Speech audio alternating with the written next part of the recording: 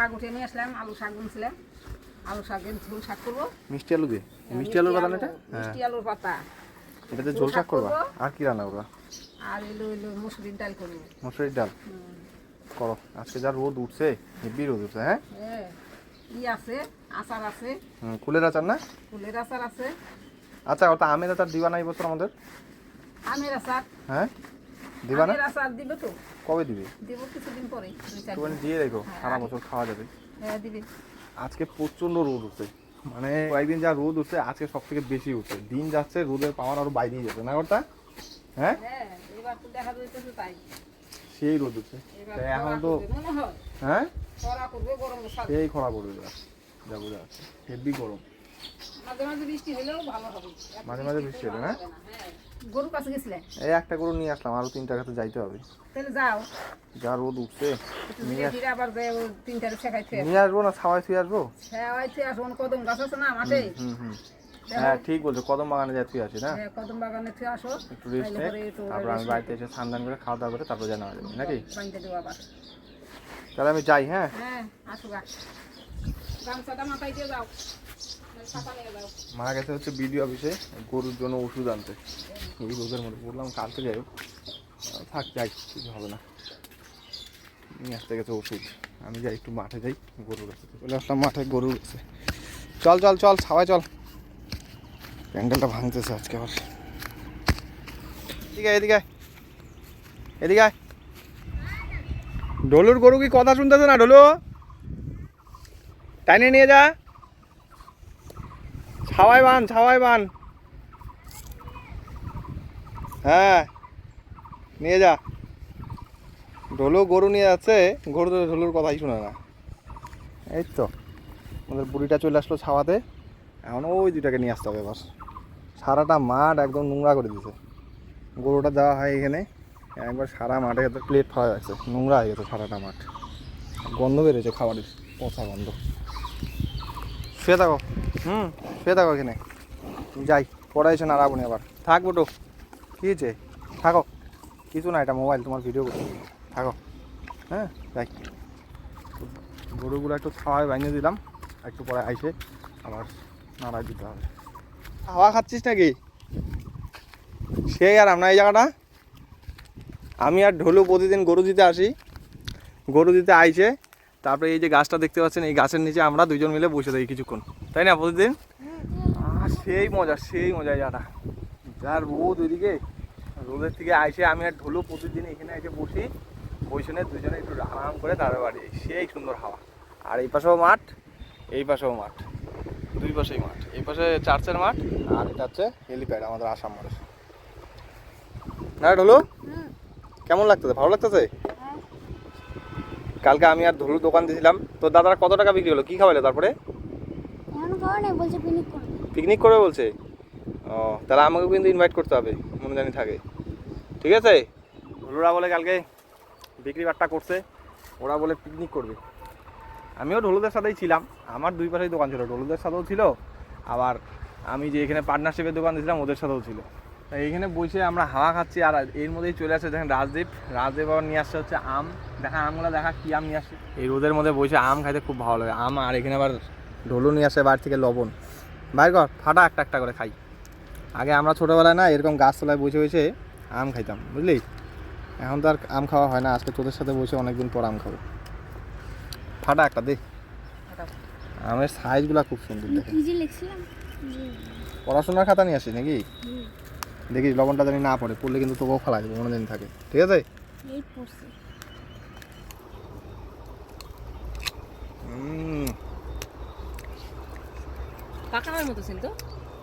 সেই তো আমরা দারুণ আছে। মাকে নিয়ে দিলে পরে মা সেই খুশি হইতো, মার জন্য পরে পারি নিয়ে যাবো। কোথায়, কোন গাছ থেকে আনছিস? ঢোলু এত হাসিস কেন? হ্যাঁ কেমন লাগতো আমটা? খুব ভালো। ভালো। রাজীব তো প্রায় খাইস, মাঠে আসলেই খাই না। আগে না আমরা এরকম আম খাই না, দাঁত টক হয়ে থাকতো আমাদের, বুঝলি? লবণ দিয়ে ভরায় ভরায় খাইতে সেই মনে। হ্যাঁ লঙ্কার গুঁড়ো দিলে আরো ভালো লাগতো। আর বেশি বলিস না, যা পাইছি হাতের সামনে এটাই খা। আমি ওই গাছ থেকে আম পাইলে বলে তো কয়টা খাইছি, 10টা খাইছি আম কাটে কাটে। পাশে তো চুলার এসেছিল, চুলার দোকানটা চুলে সেই মেশিনটা ছিল, ছুলছি, তারপরে বিট লবণ নিয়ে আসি, লঙ্কার গুঁড়া মিশিয়েছি। ও স্বাদ!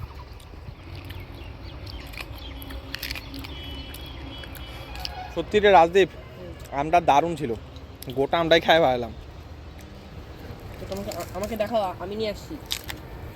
বলো আমটা কে নিয়ে আসছি, বলো তুই বলো এটা। বললাম তো।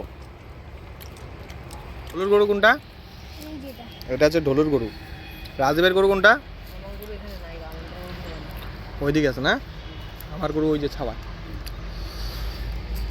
রাজদীপেরও খাওয়া শেষ, ঢোলুর গোটা আম আছে, এবার কিন্তু আমরা ঢোলুর আমরা খাই নেবো, তাড়াতাড়ি খা। তাই তো বলছি না। মতো শেষ ভাই, সেই লাগলো খাইতে।